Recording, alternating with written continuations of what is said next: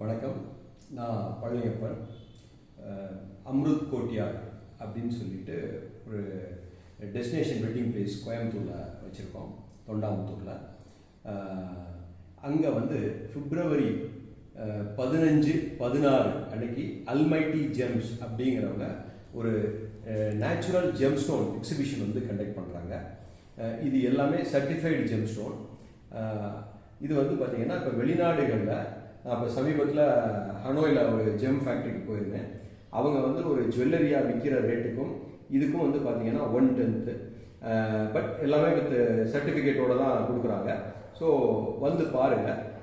ஏன்னா நம்ம நகரத்தாரில் வந்து பார்த்திங்கன்னா ஜெம்ஸாக இருக்கட்டும், டைமண்டாக இருக்கட்டும், சாலிட்டராக இருக்கட்டும், இதெல்லாமே வந்து ஒரு பெரிய கலெக்ஷன்ஸ் வச்சுருக்காங்க. மரகதம், சிவப்பு, ரூபி, இதெல்லாம் வந்து பார்த்திங்கன்னா ஒரு பெரிய கலெக்ஷன்ஸ் நம்ம இன்ட்ரெஸ்ட் இருக்குது. ஸோ ஒரு பர்மா ரூபி அப்படிங்கிறது ரொம்ப பாப்புலர்.